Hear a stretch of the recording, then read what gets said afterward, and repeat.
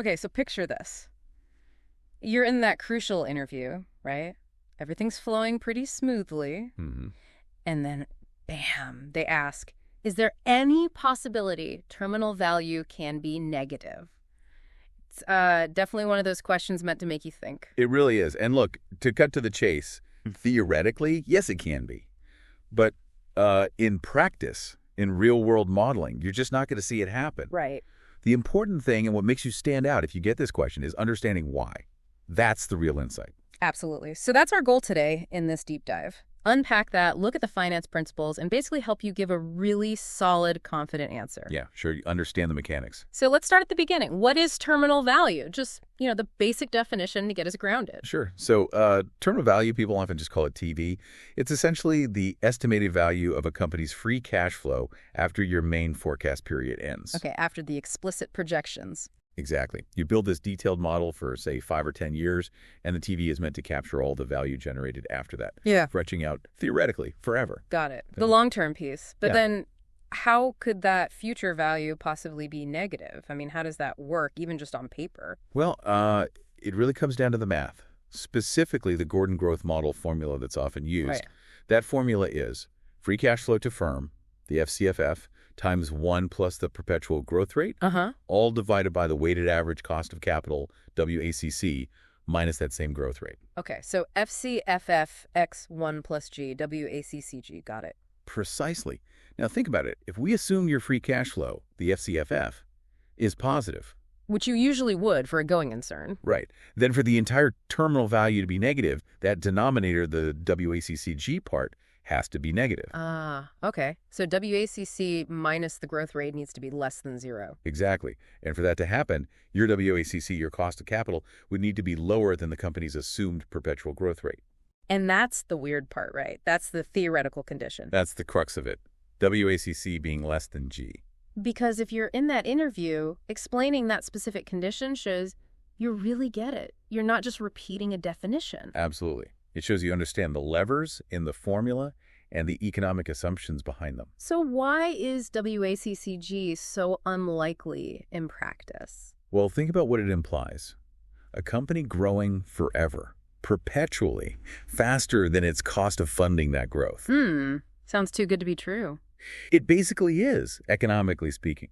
It suggests a company could just keep getting bigger and bigger indefinitely, outpacing its financing costs, maybe even taking over the whole economy eventually. It just doesn't align with, competition, market saturation, finite resources, basic economic reality. Right. It's not a sustainable long-term assumption for a model. It's like a financial perpetual motion machine. That's a great way to put it. If you ever see a model where WACC is less than the perpetual growth rate used for TV, that's a massive red flag. Something's likely wrong with the assumptions. Okay, that makes sense. So yeah, wrapping that key point up. Can terminal value be negative? Theoretically, yes, if WACC is less than the perpetual growth rate. But practically, no. You won't find that in sound financial analysis because the underlying assumption is economically unreasonable for the long term. Understanding that distinction is a key. It really is. It's about articulating the why and the specific unusual conditions, not just a simple yes or no. So here's something to think about as you absorb all this, whether you're prepping for interviews or just digging deeper into finance. How does understanding these kinds of edge cases, these theoretical possibilities like a negative TV, actually sharpen your grasp of the core rules and the practical boundaries in finance, or really in any complex subject? Yeah, thinking about the exceptions often helps clarify the rule itself. Exactly. Mull that over, and you're well on your way to mastering not just the answer, but the thinking behind it. Today, well, we're tackling a question that's almost a rite of passage, isn't it? Especially if you're aiming for those equity research interviews. You see the headlines, right? Tech valuations, are they crazy? Is there some method here? So we're diving into that exact question, the one that can, make or break an interview moment. Why is the PE ratio, that's price to earnings, quick reminder, why is the PE ratio of a tech company higher than the PE of a mature company? Okay, let's unpack this. Yeah, absolutely. It's a great question. And what's fascinating here is how simple financial theory can actually explain this common observation quite beautifully. And for an interview, showing you grasped the why, the underlying drivers, that's key. Not just spitting back an answer. Because at its core, the price earnings multiple, It's driven by a fundamental formula. Often it's a variation of the Gordon-Gross model. The formula looks something like 1 GROE, or G. Okay, hold on. Let's break that down. Letters flying around there. Right. So RO, that's your cost of equity. Basically, the return investors demand for holding the stock, considering its risk. Then G is the growth rate. Super important. It's how fast you expect the company's earnings to grow. And ROE, return on equity. That measures how efficiently a company uses shareholder money to generate profit. And that top part, the 1 GROE, that essentially tells you how much the company doesn't have to reinvest to achieve that growth G. It's about efficiency, too. Got it. Okay, that formula, it does start to bring some clarity. I remember first seeing it, felt like unlocking something. It's definitely more than just memorizing. So the tech companies, how do these specific variables, ROE, make their PE higher? Here's where it gets really interesting. Exactly. This is the crux of it. And the main point, especially for that interview setting, is growth. A high-tech company's PE ratio is usually higher primarily because investors expect much, much higher future growth rates. That's the G in our formula. When that G is significantly higher, mathematically, it just inflates the PE multiple quite dramatically, especially in that denominator, RG. So it's primarily about that expected future growth. Primarily, yes. Think about it. Tech often means potential for huge user adoption, market disruption, maybe scalable asset-light models. That fuels high G expectations. Compare that to a mature company, maybe in manufacturing or utilities. They're often in saturated markets, growth is slower, maybe just fighting for a bit more market share or relying on price increases. Right. Incremental versus potentially exponential. Precisely. That fundamental difference in growth potential is the main reason G pushes up the tech PE. Yeah. But it's not only G, though it's definitely the star player. Ah, okay. So there's more nuance. A little bit, yeah. Yeah. ROE matters too, how efficiently they generate returns. And tech companies often reinvest heavily, right? That impacts the 1 GROE part. Okay. And R, the cost of equity, can vary too. Maybe lower for a huge established tech giant, maybe higher for a speculative startup. So it all interacts. Okay, so G is the headline, but the other factors are sort of the supporting cast. That's a good way to put it. Growth expectations lead the charge. So let's distill this. If you're in that interview, you need that killer sentence. What's the most impactful, concise answer? I'd say something like, tech companies typically command higher PE ratios primarily because the market anticipates significantly higher future earnings growth compared to mature companies. And this higher expected growth directly increases the valuation multiple based on fundamental models. Clear, concise, and hits the key driver. Perfect. Yeah. So this deep dive, it really gives you that shortcut, doesn't it, to being ready for those moments. It's about understanding the why, not just the what. Exactly. And if we connect this to the bigger picture, understanding these components like G, R, ROE lets you really dissect why companies or whole sectors trade differently. It's not just about knowing the PE number. It's about understanding the engine behind that number. It gives you a much deeper perspective. Absolutely. It empowers you to look beyond just the surface figures. So here's something for you to think about until next time. Imagine there's a sudden big shift in growth expectations for an entire sector. Maybe a new regulation hits or some disruptive tech emerges. How might that shockwave ripple through and dramatically change the average PE ratios for all companies in that sector? So imagine this. You're in that big equity research interview, high stakes. Yep. And the interviewer asks, so tell me about your investment philosophy. And how do you handle your own strategy? It's the question, isn't it? Designed to see how you really think. Exactly. A really solid answer to that question. Give you a kind of framework for explaining how you can be flexible, but still disciplined. And what's really interesting, I think, is that the best answer isn't about having this one rigid system. Right. It's understanding that while the strategy is different each time, it totally depends on what you're actually trying to achieve. You know, lots of people starting out are looking for that magic formula, that one strategy. Yeah, the silver bullet. Exactly. But what our sources really stress is that real understanding comes from seeing how adaptable it needs to be. It's less about what you pick and more about the why and how for your specific situation. That's such a critical point. Yeah. Flexibility isn't a flaw. It's actually the core strength. And our research really shows this playing out on a kind of spectrum. Right. So like on one end, you could have a very aggressive investment strategy. Okay. And that happens when it's used in conjunction with a large number of derivatives and options. Ah, okay. So complex stuff, higher risk. Like tools that really amplify things, gains and losses. Yeah. Signals a high risk tolerance, maybe a shorter time frame too. Yeah, that makes sense. But then conversely, that same basic idea, If it's used in conjunction with a long-term investment strategy, suddenly it becomes much more conservative. How does that work? Same core idea, different risk profile. It's all about tailoring it. The tools change, the objective changes, and boom, the risk level transforms. The underlying principles might be similar, but the application is worlds apart. Got it. It's like planning a road trip, a quick dash across town versus driving coast to coast. Totally different approaches needed. Exactly. And the sources give a great example for this. Aiming for, say, a 30% return in 3 months. Ambitious. Very. That needs a really distinct strategy compared to someone wanting maybe a 5% return per year for 5 years. You just can't use the same playbook for both. Nope. Trying to would probably just lead to frustration, maybe failure. Especially important to articulate that difference in an interview setting, showing you get that nuance. Absolutely. That clarity on goals is, well, it's everything. And once you have that, then you can talk about the practical side, how you actually select investments. Okay.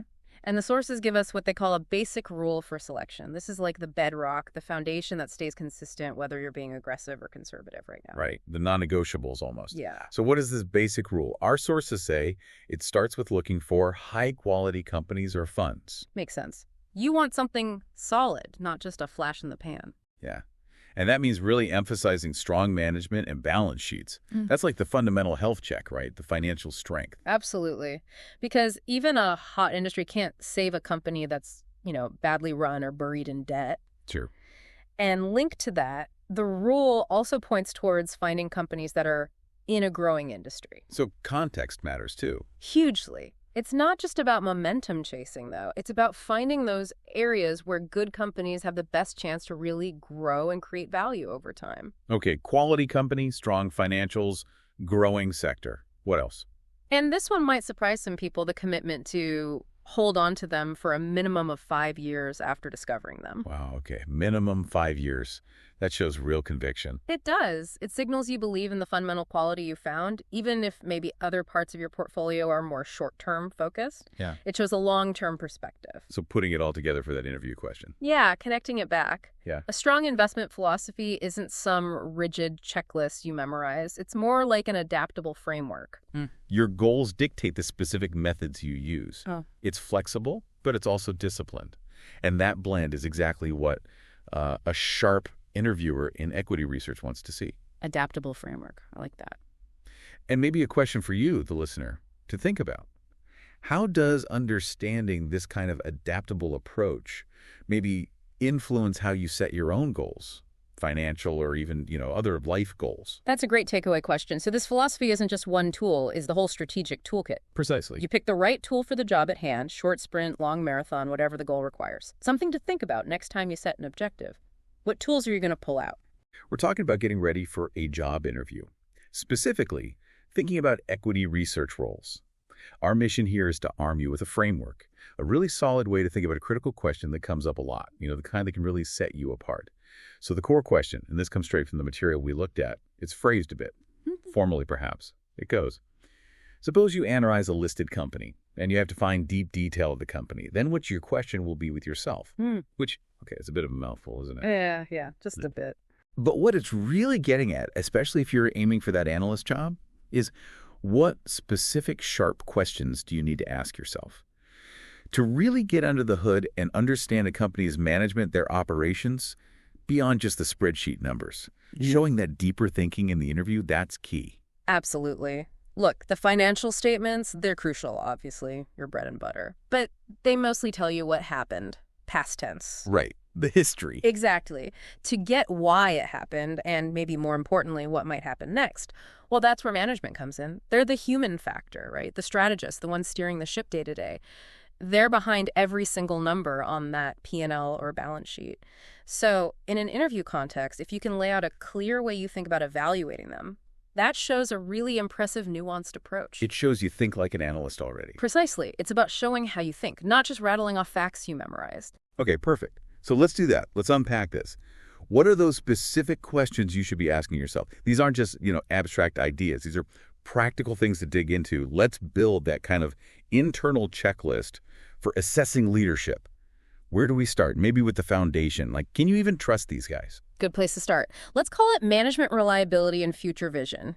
You need that dependability, but also, where are they going? Okay, so first question then, drilling down. Is the management team delivering on their promises on a consistent basis? Yeah. Simple, but sounds vital. Well, it's fundamental. Consistency here, it's not just a nice to have, it's a core indicator. Reliability, execution. Can they actually do what they say they'll do? As an analyst, you'd be digging into, past earnings calls, investor days, annual reports. Looking for patterns. Exactly. Are they hitting their guidance, exceeding it, or are they constantly walking things back, missing targets? That erodes trust pretty quickly, I imagine. Totally. Over-promising and under-delivering. Big red flag. But the flip side, if they have a solid track record, meeting or beating expectations, that builds huge investor confidence. Shows they know their business. Shows they can handle bumps in the road. So in an interview, you'd say something like, I'd look at their historical guidance versus actuals. Definitely. Show you know where to look for that proof. Okay, track record is step one. But like you said, reliability needs direction. What's next? Well, related to that direction piece, you need to ask, is there a clear plan for the future in place from the top down at the company? So strategy, not just making promises, but having a roadmap. Exactly. A coherent vision, something well articulated that everyone in the company seems to understand. It shows they're proactive, not just, reacting. And this isn't just some fluffy mission statement on the website. No. It needs to be more concrete. Defined goals, how they plan to get there, how does it filter down to different teams? You'd mentioned looking for this in their maybe investor day materials, strategic updates they publish, even how they talk about it on earnings calls. And if that clarity isn't there? It often signals they're just putting out fires, reactive, which in today's markets can be really dangerous. Okay, makes sense. Vision, reliability. What else fits in this first theme? Maybe adaptability. Things change so fast. You read my mind. That's the third key question here. Is the management team prepared to accept the changes and challenges that lie ahead?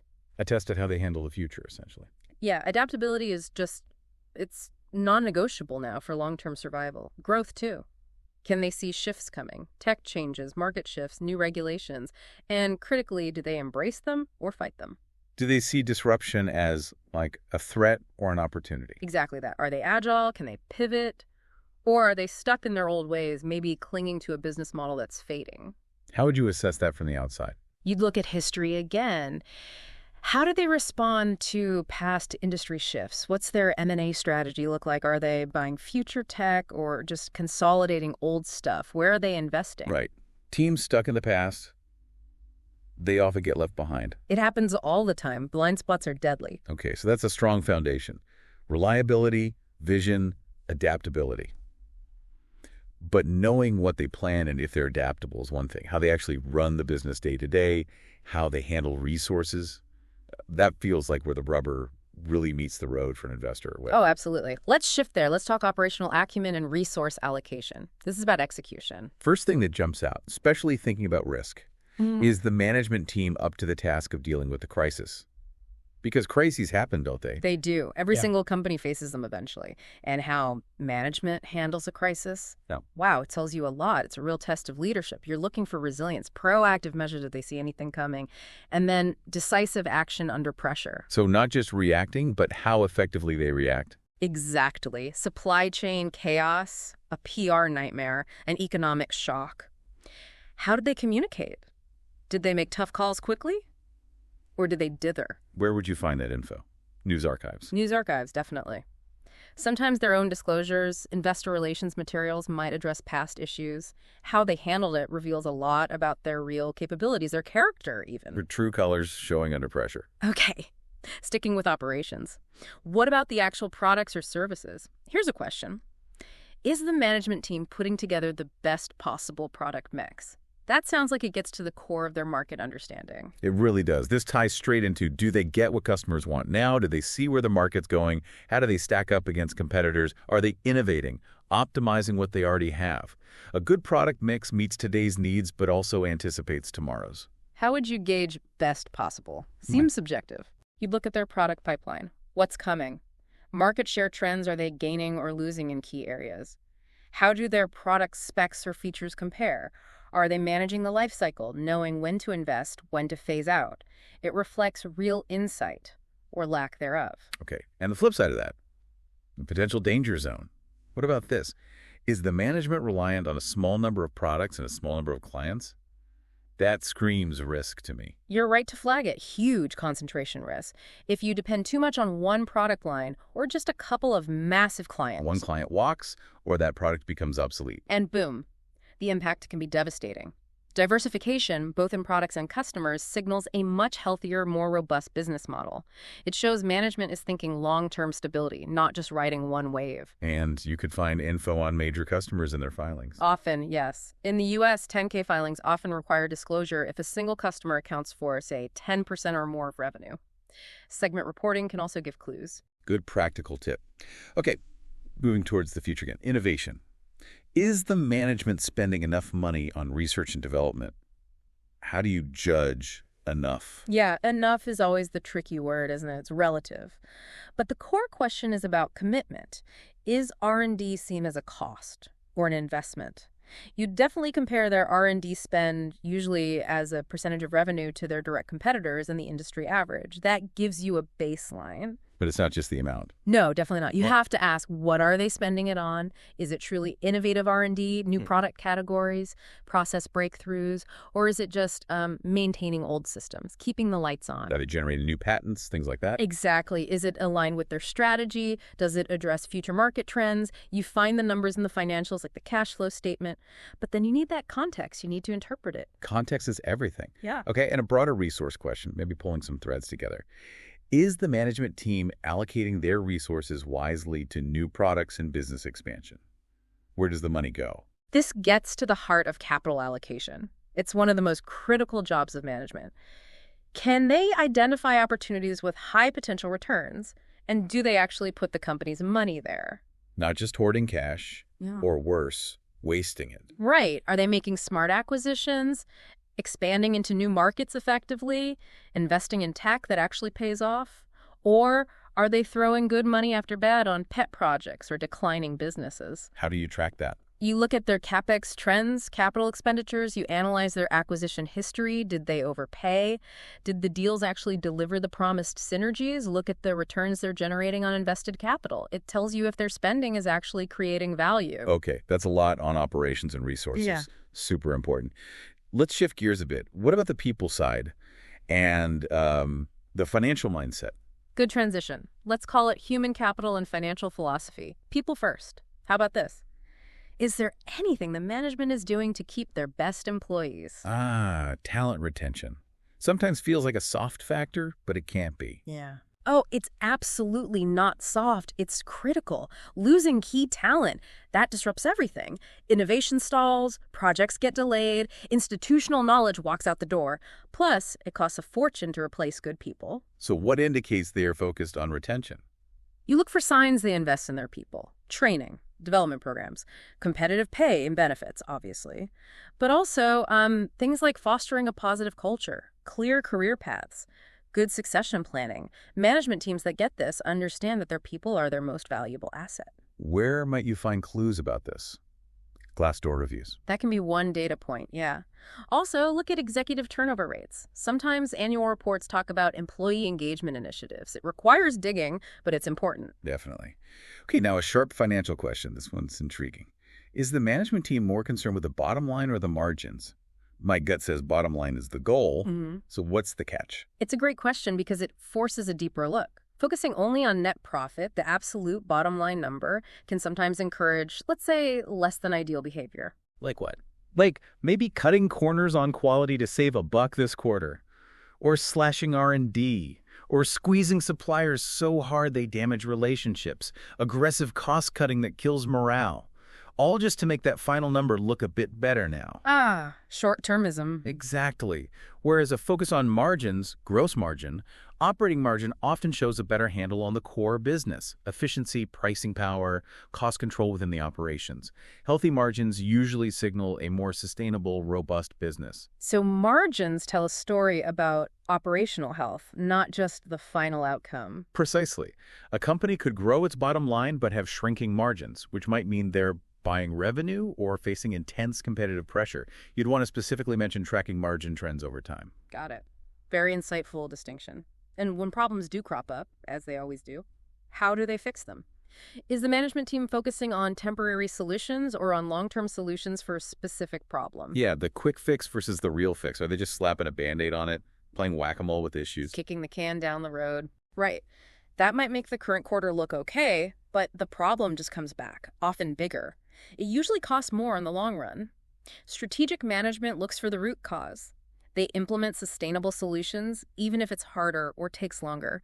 It shows a commitment to real operational excellence, not just optics. How would you know which approach they take? Listen to how they talk about challenges on earnings calls or in reports. Do they explain the fundamental changes they're making, or does it sound like a temporary patch-up job? The language they use often gives it away. Okay, nearly there.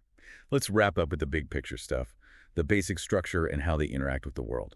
First, is their business module a long-term, financially viable component? The core model itself. Right, zooming out to the fundamentals. Is the way they make money actually sustainable? Is the revenue model solid, diversified? Does it throw off consistent cash? Crucially, can it adapt? So not just are they profitable now, but is the way they're profitable built to last? Exactly. Is it a fortress or a house of cards?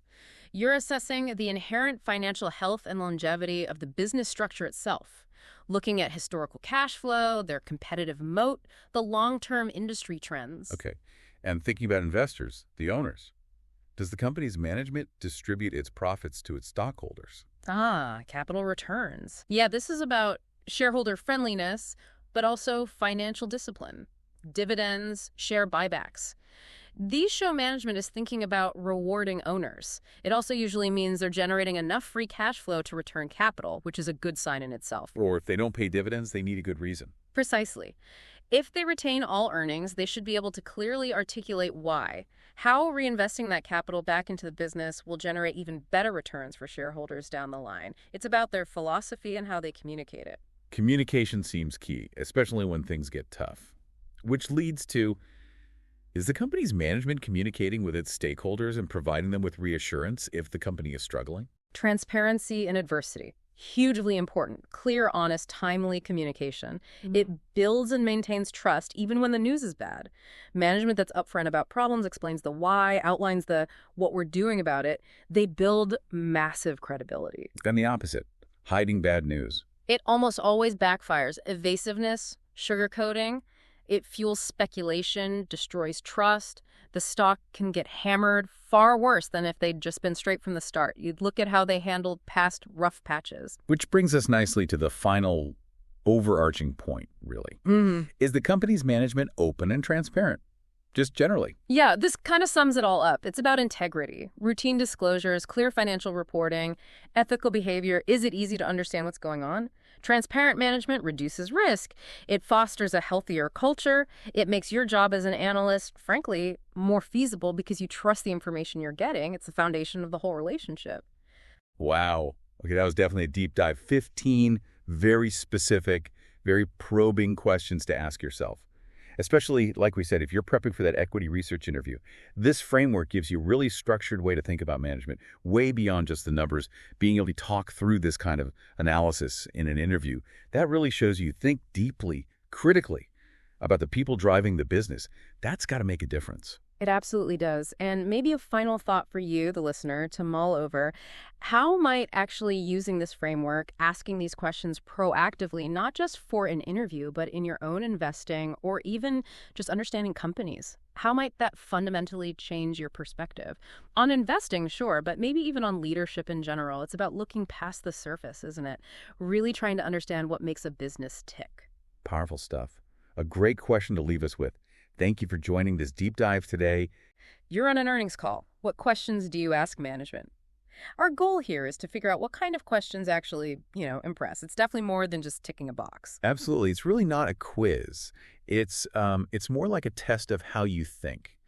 The interviewer wants to see that analytical mindset shine through. Yeah. Can you demonstrate you get the nuances? Things like financial health, strategy, where they sit in the market. It's about showing you connect the dots. Okay, right. Let's unpack that. Our sources suggest that, the specific questions can vary, but there are definitely key areas that signal you're prepared, that you're insightful. So let's look at some examples. First area, how the company uses its cash. Capital allocation, growth funding, that sort of thing. A really strong question highlighted is, what's the best use of the cash you have right now? And more importantly, are you planning to raise more capital for growth? Yeah, and what's really interesting there is how much that single question reveals.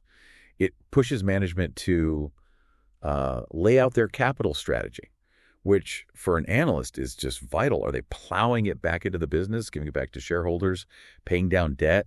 It hits your DCF model directly, tells you about their confidence, their plans for shareholder value. And for the interviewer, it shows you're thinking ahead about future value drivers, not just looking back. That makes a lot of sense. Yeah, focusing purely on past earnings is, well, it's incomplete, isn't it? That shifts it right to future strategy. Okay, next up, sales. The outlook for sales. Our sources point towards asking something pretty direct, like looking out, say, 12 to 24 months. Where do you genuinely see sales going? What are the drivers? Or the headwinds. And connecting that to the bigger picture, asking about the sales outlook, it probes their short to medium term expectations. But it's not just about getting a number, right? It's understanding why. What are they seeing in the market? Customer behavior, potential bumps in the road. For you as an aspiring analyst, this helps you sort of cross-reference their view with your own market analysis. You can spot maybe where they're optimistic or perhaps too cautious compared to the broader view. That's key for finding opportunities or risks. Gotcha. Helps you build a more robust forecast yourself. Okay, finally, let's look outside the company walls, the competitive environment. Our research suggests asking about the landscape, but maybe focusing on the next wave, like beyond the usual suspects, who are the up-and-comers or the disruptive forces management should really be watching? Yeah, that's a great one. It signals something important about you to the interviewer. It shows you graphed the whole industry ecosystem, the competitive pressures that are always shifting. Are they looking ahead? Are they assessing threats beyond just the big guys they compete with today? It demonstrates you think broadly about the market strategically, not just like a bean counter focused only on the internal numbers. So just to sum it up for you listening, these kinds of questions, whether they're about capital or sales forecasts or the competition, they're really designed to show your ability to think critically, strategically. About the company's numbers, yes, but also its place in the wider market. It tells the interviewer you're already thinking like an analyst would need to in that job. Exactly. So what's the takeaway for you? Think about how asking these questions in an interview, sure, but also later on an actual earnings call gives you the real insights. It helps you understand what truly drives value for a company. Its growth story, the risks it faces, its strategic thinking. It's really about getting beyond just the reported numbers and into the deeper narrative. That's how you really stand out. Today, we're focusing on one you'll almost definitely hear if you're targeting, say, an equity research role. A real classic. Yeah. The goal here is to equip you, our listener, with an answer that doesn't just sound smart, but shows, real understanding. Depth, not just recall. Precisely. So picture this. You're in the interview, things are going well, and then the hiring manager asks, Okay, tell me, EBIT or EBITDA? Which one's better? And how you answer this, it's not just about picking one, right? It says a lot. It really does. It's about demonstrating financial insight, not just reciting definitions you memorized. So how should someone approach that? What's the thinking behind the better answer? Well, okay, lots of people lean towards EBITDA initially. Earnings before interest, taxes, depreciation, and amortization. Right, because it strips out those non-cash items, D&A and financing costs. Gives you that kind of pure operational look. Exactly. It aims for operational cash flow potential. And our sources definitely confirm, that's the intent. EBITDA excludes depreciation and amortization because they're non-cash charges. But here's the thing, especially for an analyst thinking long-term value, excluding those might actually be a weakness. Okay, so you're saying the clean view might be too clean. It leaves something important out. Precisely. Think about what EBIT earnings before interest and taxes keeps in. Okay, so EBIT still has depreciation and amortization factored in, right? It does. It recognizes that using up assets that wear and tear, even if it's a non-cash charge in accounting terms, represents a real economic cost over time. Assets need replacing. That makes sense. It's a real cost of doing business eventually. Yeah. What else does EBIT include that EBITDA doesn't? Well, EBIT is before interest and taxes, but after D&A. EBITDA is before all of those. Crucially, EBIT reflects the impact of the company's capital structure implicitly because interest isn't entered back yet. Okay. So while EBITDA strips out interest payments entirely, EBIT is closer to accounting for the cost of debt. Not directly accounting for the interest expense itself, that's still excluded, but it does include D&A, which reflects the cost of the assets often financed by debt or equity. The real key difference boiled down from the sources is that D&A exclusion in EBITDA. Right. Depreciation and amortization, these are real costs associated with the assets a company uses to generate earnings. Ignoring them, like EBITDA does, can overstate a company's profitability or cash flow generation, especially in capital-intensive industries. So if a company has massive factories, lots of equipment. EBITDA might make it look healthier than it is because it ignores the huge cost of maintaining and eventually replacing all that stuff. EBIT, by including D&A, gives you a picture that's, well, closer to the economic reality of sustaining those operations. Okay, so considering that, what's the bottom line answer derived from the material? Based on that core difference, the inclusion of the real economic costs of asset usage, our sources argue pretty clearly, EBIT is superior. EBIT is superior. That's a direct stance. Yeah. So in that interview scenario, stating that clearly, what does that signal? It signals you're looking beyond just surface-level operational cash generation. It shows you understand that non-cash charges like D&A represent real economic costs. It means you appreciate the difference between accounting figures and underlying economic health. You're thinking about sustainable profitability, considering the cost of maintaining the asset base. That's crucial for equity research. You're not just looking at the engine's immediate power, like we said, but the whole vehicle's ability to keep running efficiently. Exactly. You're thinking like a long-term owner or investor assessing the true cost of generating those earnings. So, to recap for everyone listening, faced with EBIT versus EBITDA, which is better, the nuanced, insightful answer leans towards EBIT. Yeah, because it provides a more comprehensive view by including the real costs associated with using up assets, unlike EBITDA, which strips that out. It paints a truer picture of ongoing operational profitability. Right, and that naturally leads to a broader point, something for you, the listener, to think about. When we look at any common financial metric, what assumptions are baked in? What might that single number be revealing? Or perhaps, what might it be hiding about a company's real performance or risk? That's a great takeaway. Always question what the numbers really represent. Don't just take them at face value. Always ask, what's the full story here? You know that feeling, that knot in your stomach, when an interviewer hits you with, "So, how do you handle workplace conflict?" Yeah, it's a classic curveball, isn't it? So today, we're digging into a really powerful approach from our sources. We got this fantastic, specific question, and even better, a really solid, full suggested answer. Our mission. Let's really unpack why that answer works so well for you. Right. And it's fascinating because getting this right isn't just about, passing the interview. It gives real insight into handling actual team dynamics day to day. Okay. Real world application. Exactly. Interviewers, they're looking beyond just a simple response. They want to gauge your emotional intelligence. Emotional intelligence, like how you handle yourself and others. Yeah, precisely. Your self-awareness, your social awareness, and crucially, your practical conflict resolution skills. Yeah. They want to see if you can navigate disagreement constructively. Constructively, that's the key word, isn't it? Yeah. So what is the exact question our source highlights here? Okay, so it's phrased like this. Imagine you are facing conflict with a colleague and other team member and how you deal with it. It's one of those scenario questions, They want to see your thought process. Right. See how you'd actually react. Okay, and the source gives a suggested answer.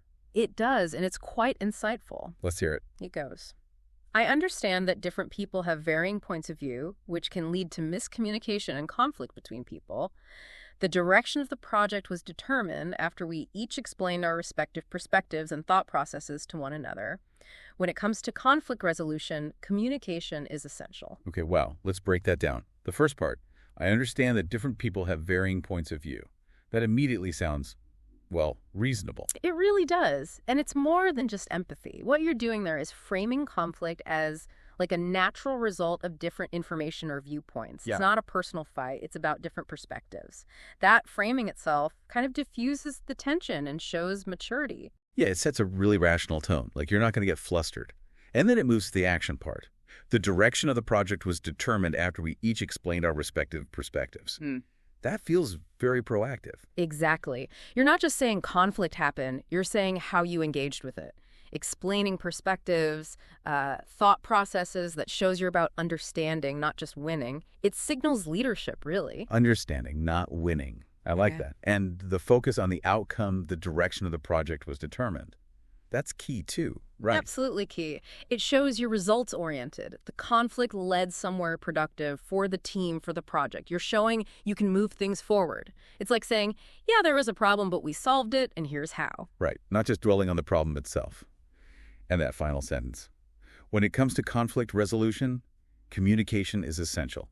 Just bam, clear takeaway. It's concise, it's powerful, it summarizes your philosophy, and reinforces those strong interpersonal skills. Okay, so for someone listening, how adaptable is this? What if the conflict wasn't about a project direction? Or what if it wasn't fully resolved? That's a really good question. This structure is actually very flexible. If it wasn't a project, you just swap in the context. Maybe it's our team workflow got smoother after, or we found a better way to share tasks after, you know. And if it's not fully resolved, you can still use the framework. You could say something like, well, we haven't landed on a final solution yet, but we've opened up the lines of communication. And we have a plan to keep talking it through collaboratively. The core idea, understanding perspectives, talking openly, that still shines through. It shows you're committed, even if resolution takes time. Got it. That makes a lot of sense. So for you listening, this approach really positions you as someone valuable, a good communicator, not someone who avoids conflict or worse, stirs the pot. It's about showing that poise. Exactly. To boil it down, effective conflict resolution really hinges on that open communication, genuinely trying to understand different viewpoints and keeping the focus on a shared collaborative goal. It's about moving forward together. Well said. So this deep dive gives you a really practical, actionable way to tackle those tough conflict questions. Shows off your maturity, your problem-solving chops. And hey, here's a final thought to chew on. Think about outside of interviews. How could really embracing this idea that, good dialogue is the key when things get tense, how could that actually change your own relationships or projects day to day? Something to think about. Have you ever been in that situation where you really need to get a handle on what's driving a major global commodity quickly? Yeah, like prepping for a big meeting, or maybe you just saw a headline. Exactly. And you realize, hang on, I'm missing a piece of the puzzle about how global markets actually work. Well, you've come to the right place. Welcome to the deep dive. This is where we take a whole stack of info articles, research, our own notes, and we pull out the absolute essentials for you. Mm-hmm. Today, we're diving into something pretty fundamental. It's about a metal that's, it's literally the foundation of modern industry. The question is, what factors really affect the price of copper? And this isn't just, some academic question. Not at all. Understanding these drivers is key. Crucial, really, for anyone watching global markets or, honestly, just anyone curious about how the world economy ticks. Right. And our mission today is exactly that. We want to break down the core things that determine copper's price. We're drawing from a pretty concise analysis here. And the focus isn't just on what the factors are, but the why. Why do they have such a big impact? Precisely. And what insights can you actually gain from knowing this? It's really about cutting through all the noise to get straight to the heart of what moves this critical market. Yeah. Giving you a clear understanding you can actually use. That's the goal. So whether you're getting ready for that meeting or maybe exploring new areas of expertise, or you just have that, that curiosity. That drive to know how things work. Yeah. This deep dive is set up to give you a solid grasp of copper price dynamics. We want you to walk away feeling genuinely well-informed, confident about it, armed with knowledge that goes way beyond just the headlines. Okay, let's start unpacking this. Copper's reach. It's huge. It really is. Our source points this out straight away. It's used so widely in industrial production generally, but it specifically mentions copper wire and its massive impact on telecommunications. Think about that for a second. Yeah, all the data flying around, the internet infrastructure, the wiring in our buildings, even things like electric vehicles. Would use a lot more copper, by the way. Right, copper is just fundamental. Yeah. So right from the start, we're talking about a metal that's not just important, it's deeply, deeply integrated into how the global economy actually functions. It's the workhorse metal, isn't it? Yeah. Quietly powering so much. Exactly. And that initial framing, it's really insightful. It sets copper up as this foundational commodity. Not just another raw material. No, absolutely not. And that means its price movements often act as a kind of sensitive barometer for broader economic trends. Like a signal. Yeah, exactly. When copper prices shift, it's rarely just about copper. It often signals deeper changes, in global manufacturing, infrastructure spending, even the speed of tech adoption. It tells you something fundamental about industrial health worldwide. Which is why understanding its price drivers is so important. Absolutely critical if Well- you want to feel the pulse of the global economy. Okay, so let's get into those drivers, what really moves the needle. The first major factor our source highlights is, and I quote, the situation of the world's economy. Which sounds huge, right? The world's economy. It does.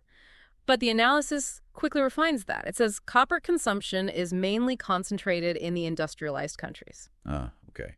That narrows it down. It does. It tells us it's not just any economy's health that matters most. It's specifically the big players, the manufacturing hubs. They're the ones exerting the most influence. Yeah, that specificity is really key. If you connect that to the bigger picture, it means the economic health growth, slowdown, whatever, of these major industrial powers translates directly into copper demand. And the source names, doesn't it? It does. It specifically calls out places like the United States, Japan, Western Europe. So why them in particular? I mean, the world's a big place. Good question. It's because their advanced economies have historically had, really high levels of manufacturing. They're constantly doing big infrastructure projects, and they're often leading in tech innovation. All things that need a lot of copper. A ton of copper. Yeah. Think about building new homes, offices, updating power grids, making cars, especially EVs, now all the electronics we use, expanding telecoms networks. It adds up. It really does.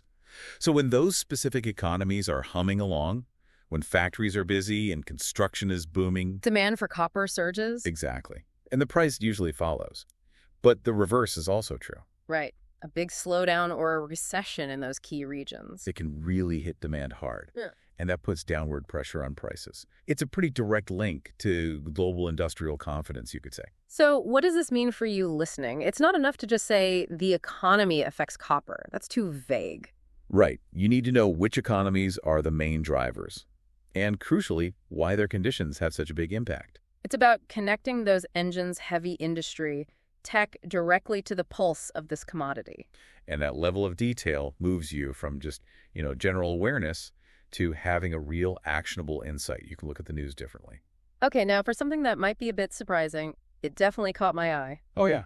Our source also points to seasonal variables, seasonality affecting copper prices. You don't usually think of metals having a season like, say, oranges or wheat. Exactly. But the analysis is very specific. It says, typically, the lowest copper price is reached in January, and the highest price is reached in August. Wow, that precise. January low, August high. Yeah. It suggests this recurring pattern, almost like clockwork, year after year. That detail on seasonality is fascinating and actually really crucial because it introduces a predictable rhythm. Into what can seem like a chaotic market. Totally. Well, those big economic conditions we talked about set the overall scene, the macro context. Yeah. Seasonality gives you a more granular insight, a tactical view almost, that consistent January low, August high. It strongly suggests underlying demand cycles linked to the calendar. Like what, for instance? Well, one strong possibility is construction, especially in the Northern Hemisphere, which uses a huge amount of copper. Construction activity really ramps up in the warmer spring and summer months, doesn't it? Makes sense. More building, more wiring, more plumbing. Exactly. So that surge in activity drives up demand, peaking around August, pushing prices up. Then, conversely... Winter hits, January. Right. Construction slows down, maybe some manufacturing eases off for the holidays. Yeah. Companies might manage inventories down for year-end. Less demand. Less demand. Lower prices typically follow. If that pattern holds historically, it adds this really valuable layer of predictability in what's otherwise often a volatile market. And this isn't just like a fun fact, it's specific, potentially actionable information. Absolutely. Knowing there's this historical tendency for prices to move based on the time of year adds a whole other dimension to your analysis. You're not just looking at GDP growth or manufacturing PMIs anymore. No. You're also thinking, okay, where are we in the calendar? It distinguishes a general awareness from a truly informed perspective. It helps you maybe anticipate shifts, not just react. That's a great way to put it. So let's try and bring these two things together then. We've got these huge global economic forces, especially from those key industrial nations. The big tides. Yeah, the big tides. And then we have these surprisingly regular, calendar-driven, seasonal patterns. The waves on top of the tides. Nice analogy. So how do we reconcile them? How do they interact to shape the copper price? Well, this is where, the real analysis comes in. You're dealing with influences on different scales, and they interact. They're dynamic. So those big economic forces, they dictate the overall longer-term trend. If the global economy, especially in the U.S., Europe, Japan, is strong. That creates a generally higher price environment for copper. Right. A strong underlying demand pushes prices up over months or years. And if there's a global slowdown, that sets a lower baseline. Okay, so that's the tide. What about the waves? Superimposed on that tide, you get the seasonal rhythm. It creates these more localized, shorter-term ups and downs, peaks and troughs within the bigger trend. So an August high might still be relatively low if the overall economy is weak. Exactly. The tide is low, so the wave, even at its peak, doesn't reach as high. And conversely, a January low during a booming economy could still be quite high compared to other Januaries. Because the underlying economic strength provides a kind of floor. Precisely. Understanding both layers gives you a much more nuanced, a more complete picture of why copper prices are doing what they're doing.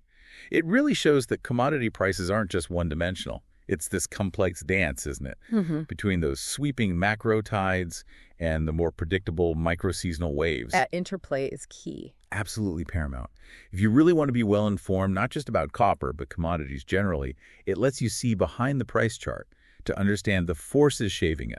So let's recap this deep dive. We've unpacked how copper's everywhereness, its essential role in industry and telecoms, makes its price super sensitive to the global economy. Especially the health of those big industrialized economies, the U.S., Japan, Western Europe. And then we uncovered that perhaps surprising but seemingly consistent seasonal pattern. Lowest prices typically in January, highest in August. That predictable rhythm. Right. Putting those two together, the big economic picture and the seasonal cycle, gives you a much richer and frankly more useful understanding of what drives this critical metal. And knowing these specific drivers for copper, it kind of leads to a bigger question, doesn't it? Something for you, the listener, to think about. Which is? How might similar forces, these big fundamental trends, combined with maybe cyclical or seasonal patterns, be at play in other areas you follow? Other commodities, or even different market sectors entirely. Applying the framework elsewhere. Exactly. Once you start looking for these kinds of interactions, these layers of influence, you find that understanding why things move is just so much more powerful than only knowing that they moved. It's a way of thinking that goes far beyond just copper. That's a great final thought. Thank you for joining us on this deep dive. We really hope this exploration has given you a valuable shortcut to being well-informed on copper. And maybe spark some curiosity, too. Hopefully. For what else you can uncover in the fascinating world of global markets. Until next time, keep digging. If you're gearing up for those high-stakes job interviews, particularly thinking about roles in equity research, Crucial area. our goal, equip you with the precise knowledge, the exact phrasing almost, for a common but really critical financial question. Yeah, one that comes up a lot. We're pulling our insights today from this really interesting source, excerpts from EBITDA, a cash flow proxy. Right. And what's great is it doesn't just ask the question, it actually gives a suggested expert answer. Which is incredibly useful. That answer really, it's pure gold for understanding the kind of nuanced thinking hiring managers want. Definitely. Now, before we hit the main question, let's just quickly frame the metric, EBITDA. You probably know it, earnings before interest, taxes, depreciation, and amortization. The classic definition. Yeah, often seen as a quick stand-in, right, for operating cash flow because it strips out things like depreciation, amortization, the non-cash stuff. Correct. That's the theory. But the real question, the one we're diving into, is how reliable is it, really? That's an excellent framing. And it gets right to the heart of why this question is such a powerful litmus test in an interview. How so? It immediately helps an interviewer sort of distinguish, between someone who just recites a definition Okay. and someone who has a genuine, practical grasp of how these metrics actually work in, the messy real world. Right, moving beyond just memorizing. Exactly. It's about true, actionable insight, which, as you said, is paramount in equity research. Okay, so let's dive right into it then. The specific question, straight from the source material we're looking at, is EBITDA a good proxy for cash flow? Simple question, complex answer. Right. On the surface, seems like you could just say yeah or no, but honestly, that's exactly where people can stumble. Very easily. Because in equity research, precision, context, that's everything. A really thoughtful, qualified answer here isn't just nice to have. No, It's what makes you stand out. It's Yeah. essential. An interviewer isn't looking for, like, a textbook definition. Not at all. They're gauging your critical thinking, your awareness of the complexities involved. And can you apply it with nuance? Precisely. Can you apply that knowledge with nuance? That's the key. All right, so our source, it gives a very concise answer, short, but wow, it carries a lot of weight. It does. The suggested answer from EBITDA, a cash flow proxy, states, quite powerfully, with the exception of capital-intensive industries such as oil and gas, EBITDA is positive. Okay, let's unpack that. Because that one sentence, it's packed. Just absolutely packed with critical components. Every word matters. Each bit demonstrates a layer of sophistication, right? It starts with a general statement, and then immediately pivots to this crucial exception. That's where the real insight seems to be. Absolutely. So let's start with part one. EBITDA is positive. What's the significance of even starting there? Why state the obvious, almost? Well, it's about establishing the baseline first. That initial assertion, EBITDA is positive, it sets up the common understanding, the general rule. Okay. For most healthy businesses, right? Yeah. Especially ones not super heavy on massive infrastructure. Yeah. You would expect their earnings before interest, taxes, depreciation, and amortization to be positive. It shows the core operations are generating earnings, before all those deductions. So it shows, the basics, the general landscape. Exactly. It indicates that at a high level, things are working. It's the starting point any interviewer expects you to know.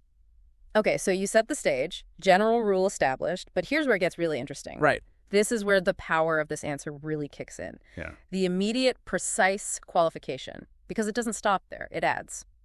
With the exception of capital-intensive industries such as oil and gas. That's the qualifier. Now, that part, why is stating that exception explicitly so absolutely vital? Especially for someone aiming for equity research. That's the part that signals real understanding, not just book knowledge. Okay. Explicitly stating, with the exception of capital-intensive industries such as oil and gas, shows you grasp the limitations of financial metrics. Limitations, Okay, EBITDA, by definition, it strips out depreciation and amortization, non-cash expenses. So, in theory, it gets you closer to cash flow. Makes sense. However, and this is the big however, what EBITDA conveniently ignores is CapEx, capital expenditures. The actual cash going out the door for big assets? Precisely. The massive ongoing cash spending a company needs to build, maintain, upgrade, physical assets. Think oil rigs, pipelines, factories, huge data centers. Got it. In these capital-intensive industries, oil and gas, utilities, some big tech infrastructure maybe, these capital expenditures are enormous, and they're absolutely essential. They're huge cash outflows. So the EBITDA number might look fine. Exactly. A company in these sectors could show a very healthy positive EBITDA number. Looks good on paper. But still be burning through cash like crazy because of the gigantic investments needed just to operate and grow. Wow. So if you're going to be an equity analyst, you have to understand that EBITDA alone, in those cases, it can give you a dangerously misleading picture of their actual cash generation. It tells you they're earning, but not necessarily that they have cash. Precisely. Earnings on paper versus cash in the bank. Very different things in these sectors. That's a crucial distinction. So, okay, what does articulating that nuance immediately tell an interviewer about a candidate, if they nail that point? It tells them you're not just memorizing formulas, you're actually thinking like an analyst. Okay. Thinking beyond the numbers. Yes. You understand that financial statements reflect real-world business operations. You're showing awareness of specific industry dynamics. And how they impact the metrics. Right, and how those dynamics affect whether a metric is useful or not. Naming oil and gas isn't random. No. It's a classic, well-known sector where this EBITDA versus cash flow disconnect is really stark. It signals you've thought about these concepts practically. In the real world. In a real-world context, yeah. Yeah. And you understand the implications for valuation, for investment decisions. It shows you connect accounting to economic reality. So, bringing it all back to that interview scenario, for someone aiming for that equity research job, how does delivering that answer specific, qualified, acknowledging the exceptions, how does that fundamentally change the interviewer's perception? Oh, it's transformative. Yeah. Honestly. In equity research, you're not just reporting numbers, you're interpreting them, making recommendations. Right. Big decisions. This answer signals a candidate who gets that metrics have boundaries. They have contexts. It shows you're not easily fooled by a simple top-line number. You look deeper. You're demonstrating critical thinking about what a number actually represents and maybe more importantly, what it doesn't. What it hides. Exactly. Yeah. It signals you're aware of complexities, industry specifics, things that profoundly impact financial metrics. You're showing that sophisticated grasp needed to analyze developing companies. Knowing when to dig deeper. That's it. It's the difference between being knowledgeable and being truly insightful. Ready for the job. That is powerful. It's not just knowing the fact, but knowing when it applies, when it doesn't, and crucially, why. Couldn't have said it better. This whole approach, seeking precise, qualified answers, it seems so critical in finance.